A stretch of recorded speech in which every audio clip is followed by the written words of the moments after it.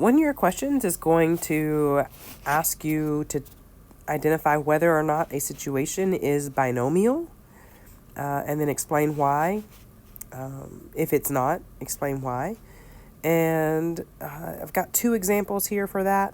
This first one says that a state lottery randomly chooses 5 balls numbered 1 through 35 without replacement.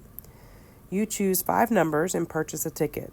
Let X equal the number of matches on your ticket to, the number of matches on your ticket to the number drawn.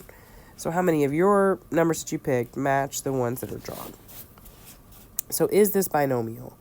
Well, what we want to check are kind of those 3 rules. Do we have a set number of trials, specifically a set number of independent trials? And we do have 5. We're specifically choosing 5 numbers. But it's without replacement. And without replacement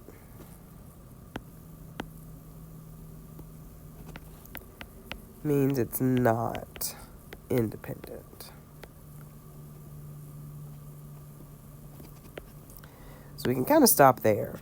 But as far as the reason, we do have a set number of trials. We do have success or failure. So a success would be that the number matches.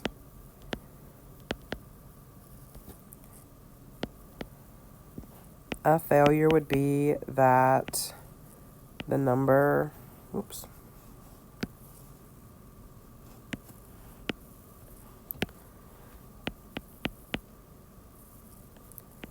number does not match.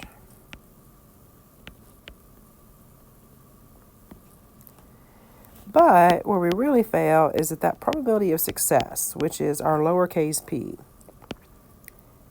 is not the same for each trial because we're not replacing it. So once again, this independent and then the probability being the same each time, those two things go together.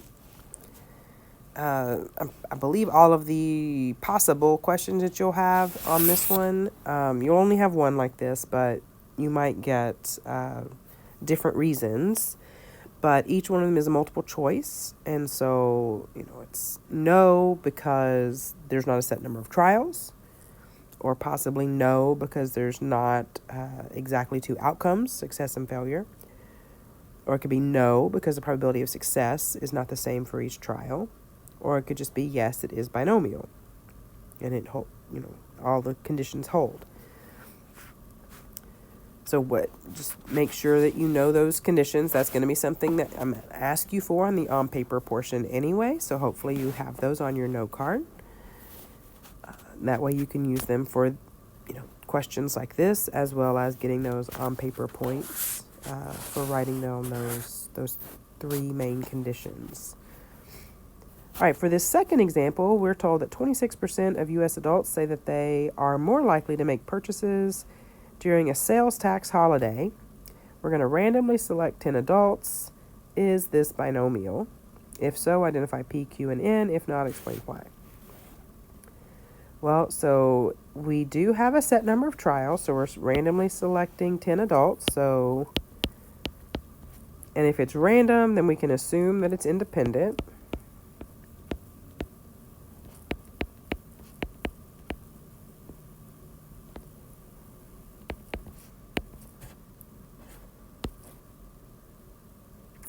I do have a success and failure. So success is that they are more likely.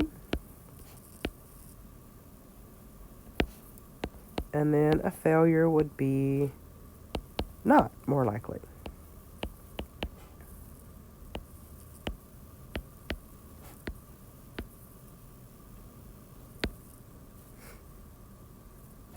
And then my probability of success, which would be my lowercase p, would be this number given, this 0.26.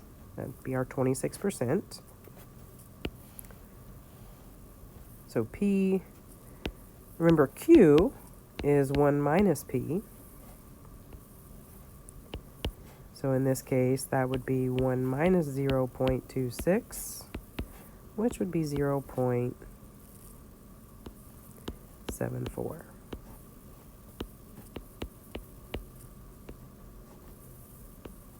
And then, of course, we wrote n down up here.